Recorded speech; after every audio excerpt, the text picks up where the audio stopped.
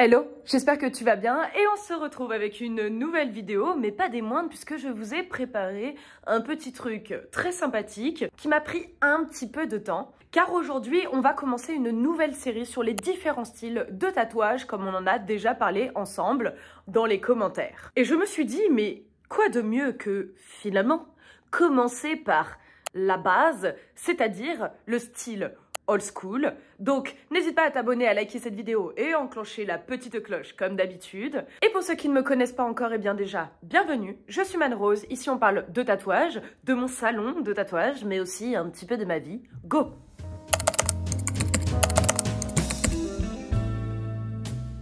Style encore très répandu aujourd'hui, le tatouage old school est le premier style de tatouage qui a réellement été catégorisé comme étant un style dans le tatouage. Ça fait beaucoup de fois le mot style pour commencer la vidéo. Bref, on l'appelle aussi tatouage traditionnel américain et il est apparu aux alentours des années 20. Bon, plus précisément entre les années 1903 et 1960 selon mes recherches. Originaire d'Amérique, il s'inspire des différentes cultures locales, soit celles des Amérindiens, des marins de la Navy, mais aussi des bikers. Ainsi, on y retrouve beaucoup de symboles militaires, mais aussi en rapport avec la mer en général. Plus généralement, c'est un style qui se veut plein de simplicité, dû tout simplement aux techniques et au matériel assez limité à l'époque, finalement. Dans tous les cas, il n'était pas du tout question de donner un aspect esthétique au tatou, ni d'en faire des choses très complexes.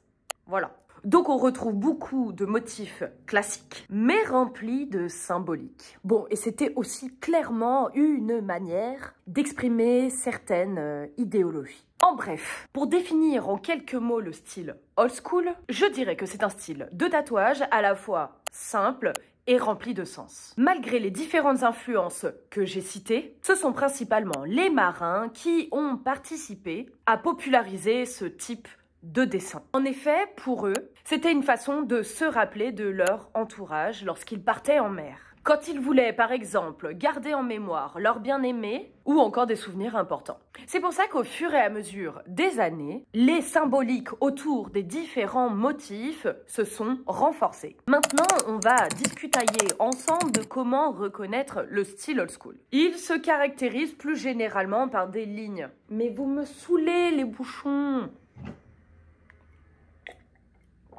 J'en ai marre. Ce style de tatouage se caractérise par des lignes épaisses et noires. Bon, jusqu'à là, rien d'étonnant. Mais aussi quelques zones de remplissage, soit de noir, soit de couleurs vives. Le plus souvent, on y retrouve des couleurs primaires, donc le bleu, le jaune et le rouge. Merci Manon pour ce petit rappel de cours de dessin. Puis, un peu plus tard, on y intégrera le vert, mais aussi le violet. Et je sais pas pourquoi j'ai croisé mes mains. Voilà. Et sachez d'ailleurs que les couleurs ont aussi énormément de symbolique dans ce style de tatouage. Le noir, par exemple, représente en général le malheur. Et si je vous donne comme exemple le motif de la rose, eh bien selon sa couleur, elle ne symbolise absolument pas la même chose. Le rouge représente bien évidemment l'amour et la passion, mais elle peut aussi être symbolique de douleur et de sang. Une rose bleue, quant à elle, est l'emblème de la jeunesse et du mystère. Et la rose noire représente plutôt la haine que peut provoquer un amour passionnel. Bon, maintenant, je vais vous présenter les motifs que l'on retrouve le plus régulièrement dans ce style de tatouage. Quelqu'un qui porterait des motifs old school peut être considéré encore dans certaines cultures comme étant un délinquant.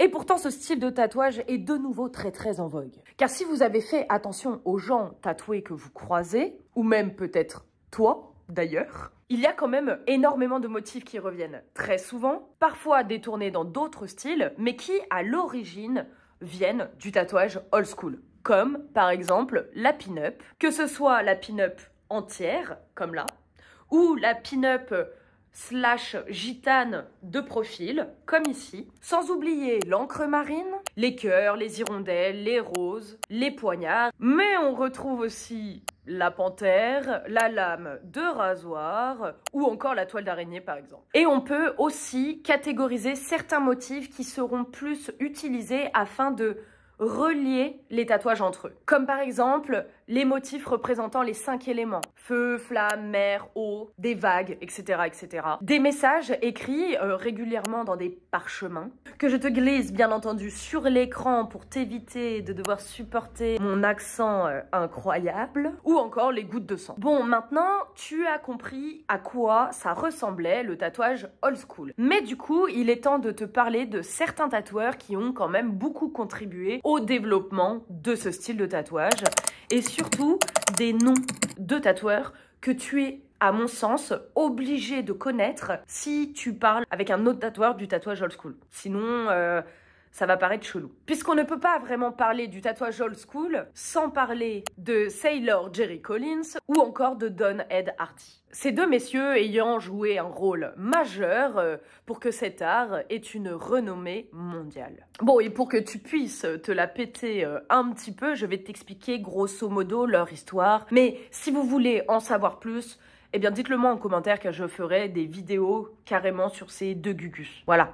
Ça sera plus simple. Donc Sailor Jerry Collins était un marin de l'US Navy et tatoueur. Merci Captain Obvious. Ce dernier a élaboré ses propres pigments de couleur et c'est d'ailleurs lui qui a priori aurait créé la couleur violette. Il invente des formes d'aiguilles qui injectent le pigment en causant moins de dommages à la peau et il est aussi le premier tatoueur connu à avoir utilisé des aiguilles jetables et une stérilisation professionnelle. Bref, vous l'aurez compris, c'est clairement l'un des précurseurs du tatouage tel qu'on le connaît aujourd'hui. Bon, après, comme vous pouvez le voir sur les différentes photos, on était quand même très loin des normes d'hygiène que l'on connaît aujourd'hui. Mais bon, c'était déjà un premier pas. D'ailleurs, ça doit peut-être vous parler, mais il y a ça, cette bouteille de rhum qui a le nom du tatoueur en question qui est très très connu encore aujourd'hui. C'était d'ailleurs l'un des premiers artistes à proposer des planches de flash à proprement parler, en tout cas telles qu'on les connaît encore aujourd'hui. Bon, sauf qu'à l'époque, on pouvait les tatouer plusieurs fois, alors que maintenant, en général, les tatoueurs, une fois qu'ils ont tatoué le dessin en question, le mettent comme étant réservé et ne le refont pas une seconde fois. Et d'ailleurs, ce dernier était l'ami et le mentor de ce deuxième Gugus dont je vais vous parler de suite. Et il s'agit donc de Don Ed Hardy, qui est un artiste tatoueur aussi et peintre américain. Il est d'ailleurs le premier à lier le tatouage traditionnel américain et de combiner ce dernier avec l'art traditionnel japonais. Et ne vous inquiétez pas car je vous ferai bien évidemment une vidéo juste sur le tatouage japonais. En associant art et tatouage, il va permettre d'ouvrir un peu plus le monde du tatouage que l'on croyait à tort réservé aux marins, aux voyous et aux bikers.